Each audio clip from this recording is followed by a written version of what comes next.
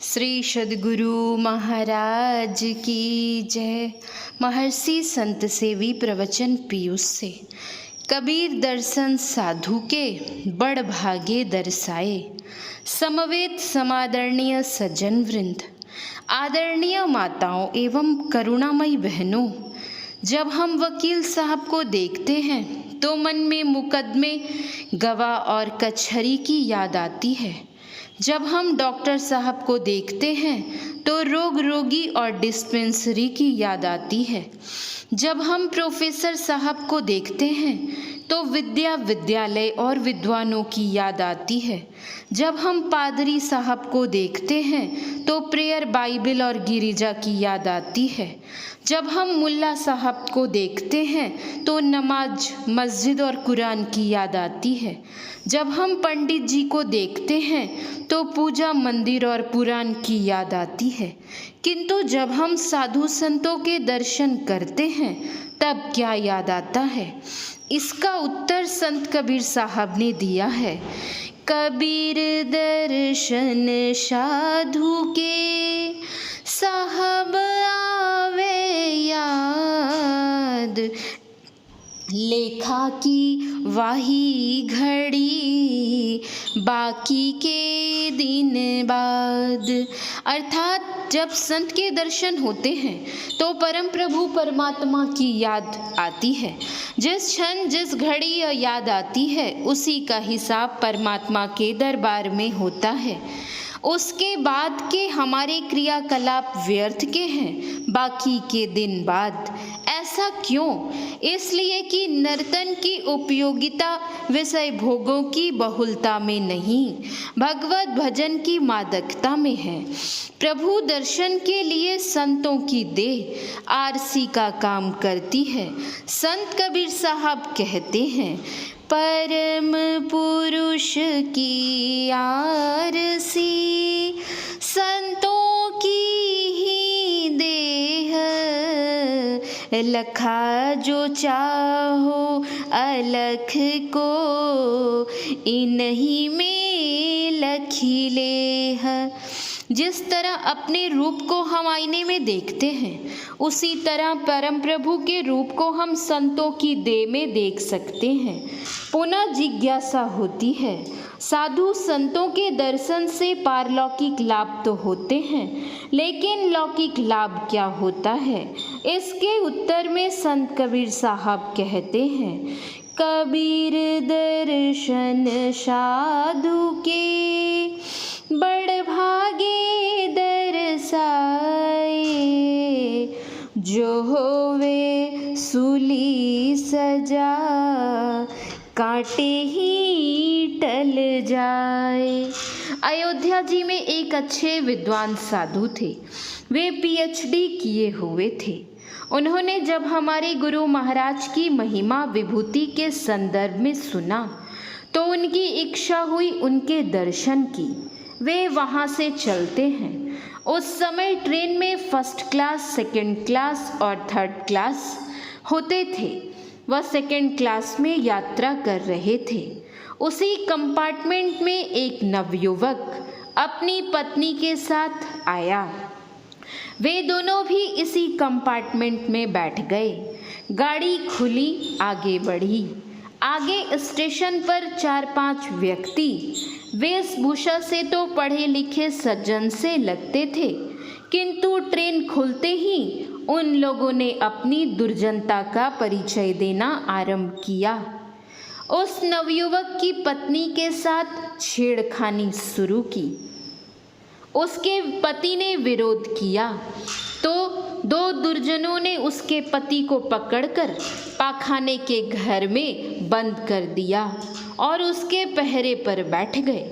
बचे हुए 3 ने फिर उसके साथ छेड़खानी शुरू की। ये साधु बाबा जो वहाँ बैठे हुए थे उनसे देखा नहीं गया।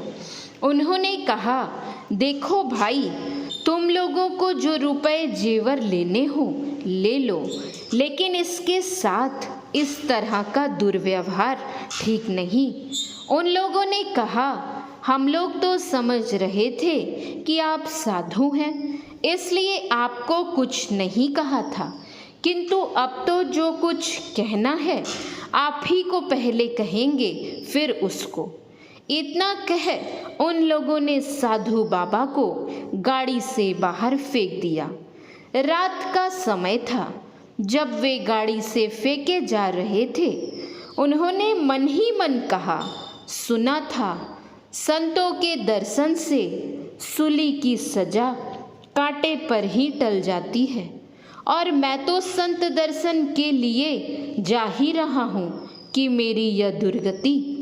इतना सोचते ही वे निकट में लगे बिजली के खंभे से टकराकर नीचे गिरते हैं, जहाँ पहले से पुआल जमा था।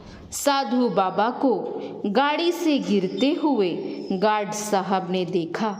उन्होंने गाड़ी रोक दी और निकट आकर पूछा, बाबा क्या हुआ? साधु बाबा ने उत्तर दिया, मुझको कुछ नहीं हुआ है, आप इतने नंबर के कंपार्टमेंट में जाकर देखिए क्या हो रहा है। गार्ड साहब पुलिस के साथ वहां पहुंच जाते हैं। पुलिस को देखकर कुछ बदमाश तो भाग जाते हैं। बचे हुए को पुलिस पकड़कर ले जाती है।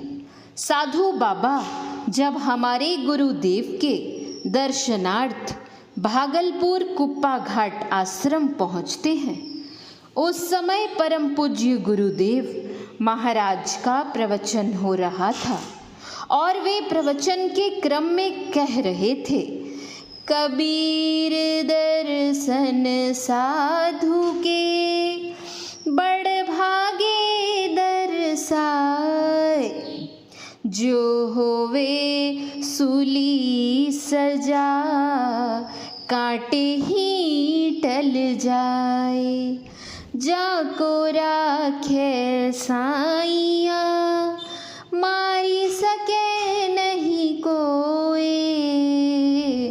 बाल न बांका करी सके जो जग बैरी होए। प्रवचन समाप्त होने पर परम पूज्य गुरुदेव के चरणों में साष्टांग प्रणाम करते हुए उन साधु बाबा ने कहा, महाराज जी, आपका प्रवचन मैं सुन रहा था। मुझे तो ऐसा लगा जैसा आपने मेरे लिए ही सारी बातें कही हों, क्योंकि मेरे साथ ऐसी ही घटना घटी है।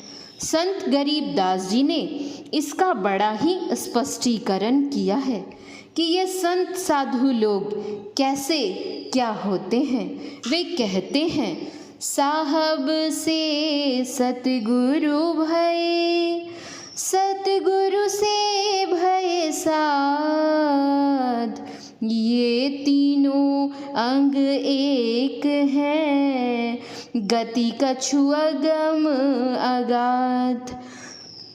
साहब से सतगुरु भय, सतगुरु से भय संत, धरी धरी भेष विशाल अंग, खेले आदि और अंत। अर्थात परम प्रभु परमात्मा ही साधु संत के वेश में अवतरित हुए हैं। इसलिए साधु संतों के संग की बड़ी महिमा है। संत कबीर साहब ने कहा, दर्शन कीजे साधु का, दिन में कई एक बार, आसो जा का मेह ज्यों, बहुत करे उपकार। आसोजा यानी आश्विन महीना। आश्विन महीने के हस्तन क्षेत्र में वर्षा होने से धान की फसल लहलहा उठती है, धान में जान आती है। धान सूख रहा हो, यदि उसको हथिया का पानी मिल जाए तो फसल अच्छी हो जाती है। उसी तरह जो जीवन सूख रहा हो, उसको यदि संतों के दर्शन हो जाए तो जीवन का पुनरुत्थान हो जाता है। इसलिए संत कबीर साहब दिन में कई बार संत दर्शन का आदेश देते हैं। पुनः कहते हैं कई बार नहीं करी सके, तो दोए बखत करी ले। कबीर साधु दर्शते, काल दगा ना दे। दोए बखत नहीं करी सके, तो दिन में करूं एक बार। कबीर साधु दर्शते, उतरे भव जल पार। अर्थात प्रतिदिन संत दर्शन करते रहोगे तो संसार सागर से पार कर जाओगे। श्री सद्गुरु महाराज की जय। महर्षि संत सेवी परमहंस जी महाराज का यह प्रवचन महर्षि में ही आश्रम चूटिया रांची में दिनांक 22/6/1991 ईस्वी को मास ध्यान के अवसर पर हुआ था। शांति संदेश दिसंबर 1991 ईस्वी। महर्षि संत सेवी परमहंस जी महाराज के प्रवचन का कुछ अंश पढ़ा गया है। श्री सद्गुरु महाराज की जय। श्री सद्गुरु महाराज की जय। श्री सद्गुरु महाराज की जय। जय गुरु महाराज।